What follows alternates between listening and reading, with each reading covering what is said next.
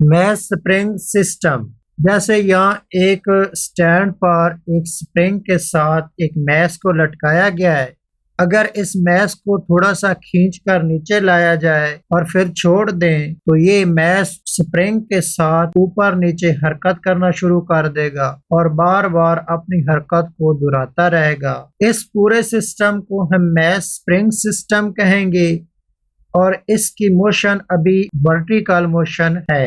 लेकिन अगर हम इसे हॉरिजॉन्टल मोशन के अंदाज में करना चाहें तो हम एक मेज को दीवार के साथ लगा दें, उसके साथ एक स्प्रिंग लगाएं और स्प्रिंग के आखिरी सिरे पर एक मैस एम बांध दें। जब इस मैस को खींचकर आगे करेंगे तो स्प्रिंग का खिंचाव इसे पीछे खींचेगा, तो इस तरह स्प्रिंग ये आगे पीछे अपनी हरकत को दोहराता रहेगा। इस तरह के सिस्टम को भी मैस स्प्रिंग सिस्टम कहेंगे। ये एक मास स्प्रिंग सिस्टम है और अभी रेस्ट की हालत में है। जिस जगह अभी मैस खड़ा है इसको ओ से डिनोट किया जाता है और इसे मीन पोजीशन या वस्ती पोजीशन कहते हैं। अगर मैं इस मैस पर राइट हैंड साइड की तरफ एक फोर्स लगाऊं तो ये हरकत करके आगे चला जाएगा।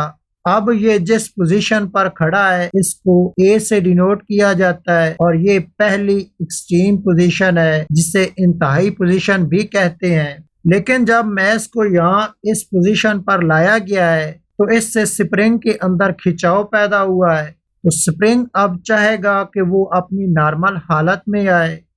तो अगर हम इस मैस को यहाँ से छोड़ें तो स्प्रिंग इसे एक खास ताकत से पीछे की जानिब खींच लेगा। इस ताकत को रिस्टोरिंग फोर्स कहते हैं। अब ये ए से वापस ओ की तरफ जा रहा है, लेकिन ये मैस अब ओ पर रुकेगा नहीं बल्कि ओ से आगे गुजर जाएगा। अब ये जिस नई पोजीशन पर है इसे बी से डिनोट किया जाएगा और इसे दूसरी एक्सट्रीम पोजीशन या इंतहाई पोजीशन कहेंगे। इस पोजीशन पर जब ये मैस आएगा तो स्प्रिंग के अंदर दबाव पैदा हो जाएगा। अब स्प्रिंग दोबारा चाहेगा कि वो अपनी नॉर्मल हालत में आए, तो स्प्रिंग इसे पीछे की जानिब दोबारा धकेलेगा। जिस ताकत से स्प्रिंग इसे वापस धकेलेगा इसको रिस्टोरिंग फोर्स कहेंगे। तो इस मैस स्प्रिंग सिस्टम की ये तीन मेन पोजीशंस हैं। सबसे दरमियान वाली पोजीशन यहाँ ये रेस्ट की हालत में रुक सकता है, इसे मेन पोजीशन कहते हैं। इस मेन पोजीशन की दोनों तरफ लेफ्ट हैंड साइड पर और राइट हैंड साइड पर यहाँ तक ये हरकत करते हुए जा सकता है। इन्हें एक्सट्रीम पोजीशन कहा जाता है। तो ये मैस हमेशा इन दो पोजीशंस के दरमियान अपनी मोशन को बार बार दोहराता रहता है। बार बार ये मेन पोजीशन के आगे पीछे अपनी मोशन को इस तरह दोहराता रहता है। जब ये मेन पोजीशन से हरकत करके अपनी एक्सट्रीम पोजीशन तक जाता है तो ये कुछ डिस्प्लेसमेंट एक्स तय करता है। इसी तरह ये मेन पोजीशन से वापस बी एक्सट्रीम पोजीशन तक जाए तो इस तरह भी ये कुछ डिस्प्लेसमेंट एक्स तय करता है। तो इस मैस का इसकी मेन पोजीशन से एक्सट्रीम पोजीशन तक जितना ये डिस्प्लेसमेंट तय करता है, इस डिस्प्लेसमेंट को एम्पलीट्यूड कहते हैं। क्योंकि ये एक लेंथ है इसलिए इसका यूनिट मीटर होगा। एक मैस स्प्रिंग सिस्टम की मोशन पर अगर हम गौर करें तो ये अपनी मोशन बार बार ए और बी पॉइंट के दरमियान हमेशा अपनी मोशन को बार बार दोहराता रहता है। फर्ज करें कि ये सबसे पहले ओ से हरकत करके पॉइंट ए तक जाता है, वहां ए से वापस पॉइंट ओ पर पहुंचता है, ओ पॉइंट से वापस ये पॉइंट बी पर जाता है और बी से दोबारा ये अपनी इनिशियल पोजीशन ओ पर आता है। तो इस तरह ये इसका एक मुकम्मल चक्कर बनता है। ओ से ए तक जाता है, ए से वापस ओ पर, ओ से फिर बी पर, बी से वापस अपनी इनिशियल पोजीशन ओ पर आता है। इस एक मुकम्मल चक्कर को इसकी वाइब्रेशन कहते हैं। क्योंकि ये एक रोटेशन है इसलिए इसका यूनिट रेवोल्यूशन है। मैस स्प्रिंग सिस्टम में मैस अपनी मोशन को बार बार रिपीट करता रहता है, तो यकीनन ये अपनी एक वाइब्रेशन मुकम्मल करने के लिए कुछ टाइम भी लेता होगा। फर्ज करें कि ये मैस पोजीशन ओ से ए तक पहुंचते हुए 2 सेकंड लेता है। इसी तरह ए से वापस ओ पर पहुंचने पर भी 2 सेकंड लेगा और O से B तक पहुंचने में ये फिर 2 सेकंड लेता है। इसी तरह पॉइंट B से O तक पहुंचते हुए फिर ये 2 सेकंड लेगा।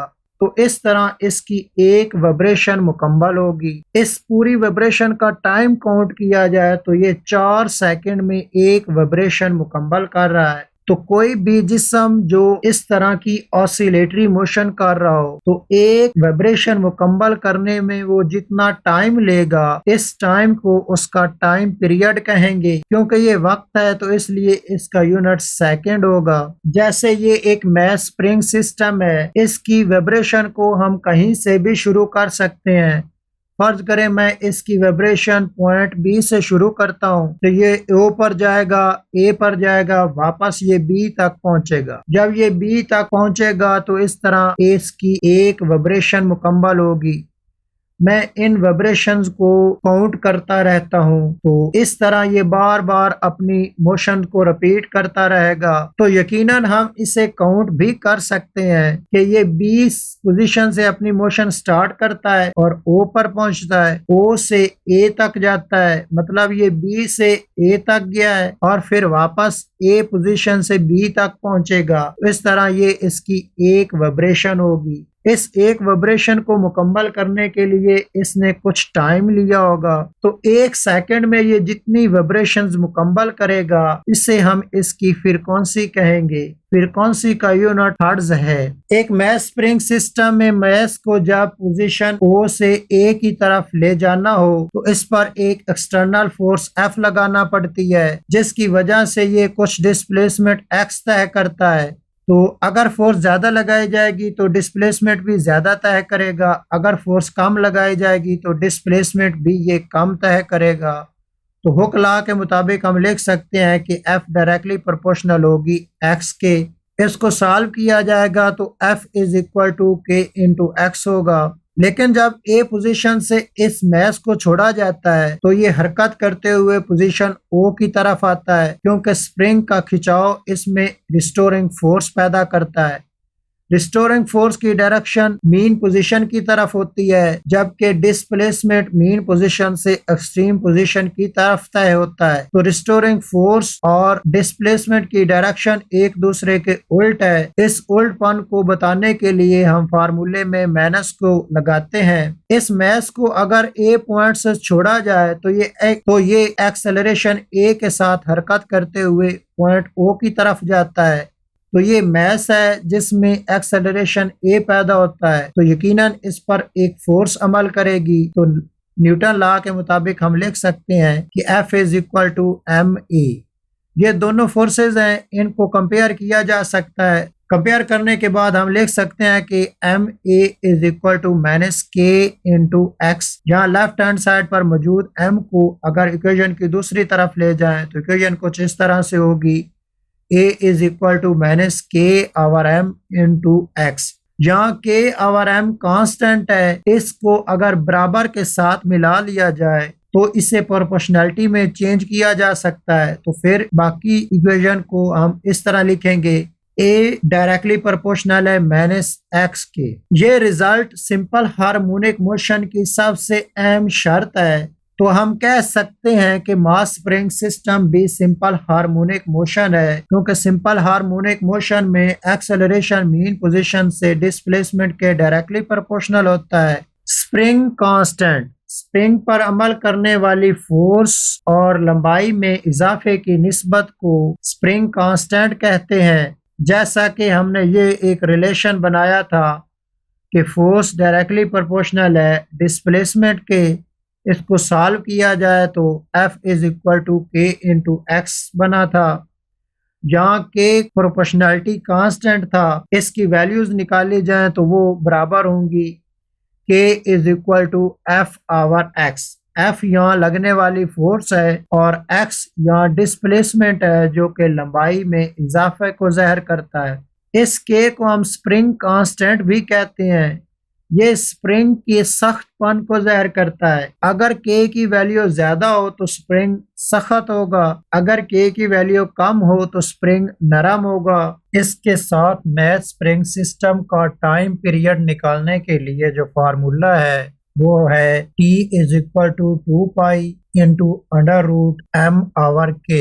M यहाँ उस बॉडी का मास है जो मास स्प्रिंग सिस्टम में इस्तेमाल की गई है। K यहाँ स्प्रिंग कांस्टेंट है। इसी तरह मास स्प्रिंग सिस्टम की फ्रीक्वेंसी निकालने के लिए जो फार्मूला है वो है F is equal to 1 over T। T यहाँ टाइम पीरियड है।